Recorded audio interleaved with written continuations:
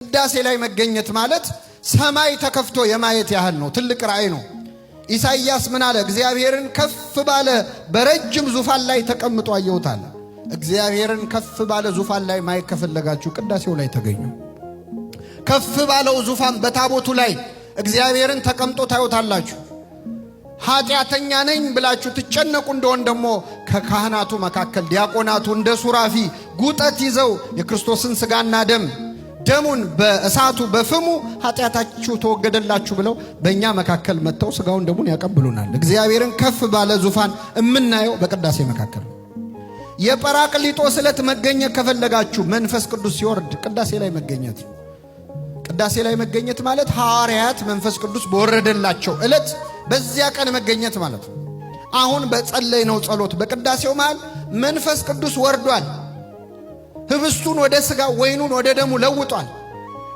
ከዚህ በላይ ምንም ነገር ቅዳሴ ላይ መገኘት ማለት የኤማውስ መንገደኞችን መሆን ነው። እንደውም ቤተክርስቲያናችን የቅዳሴውን ቅርጽ ራሱ ከኤማውስ መንገደኞች ነው የወሰደችው።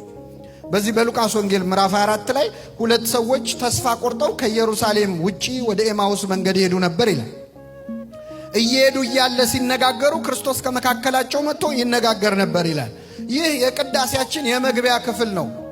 አግቦተ መንጦላይት ግብአተ መንጦላይት የሚባለው ወደ መንጦላይቱ ወደ መቅደሱ ምንገባበን ከክርስቶስ ከነሱ ጋር አብሮ ይሄን ነበር። ከዛ ምንድነው የምታወሩት የምትነጋገሩት አላቸው። ስለ ናዝሬቱ ስለ ኢየሱስ ነው አሉት። ከዚያ ስለሱ በመጽሐፍት የተነገሩትን ሁሉ ይተረጉምላቸው ነበር ይላል። ሁለተኛው የቅዳሴ ክፍል የንባብ ክፍል መልእክቱ ወንጌላቱ የሚነበቡበት ማለት።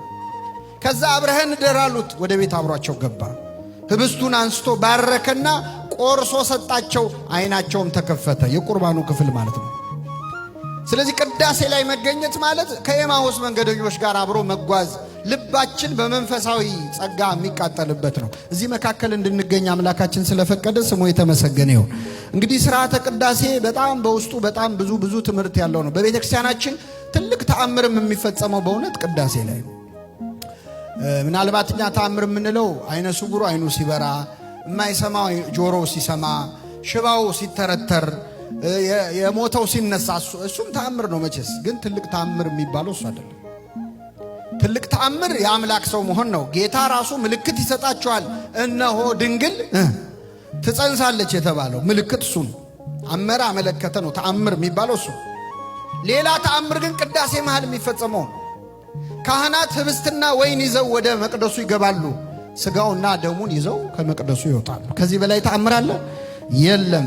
ጥቂቱ ህብስት በደጋ በቆላ ተዘርቶ የተሰበሰበው ስንዴ ተዘጋጅቶ ህብስት ሆኖ ተጋግሮ እሱ ወደ ሥጋ አምላክ ወደ ደም አምላክ ከመለወጥ በላይ ምን ተአምር አለ?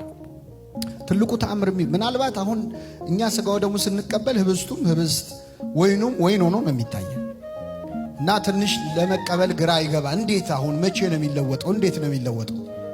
አምነን ነው የምንቀበለው። ሐዋርያት እንካችሁ ብሉ ይህ ሥጋዬ ነው፣ እንካችሁ ጠጡ ይህ ደሜ ነው አላቸው። ጌታ ሆይ የታል ሥጋ የተቆረሰው የታል ደም የፈሰሰው ብለዋል። አምነው ተቀበሉ። እኛም አምነን እንቀበላለን።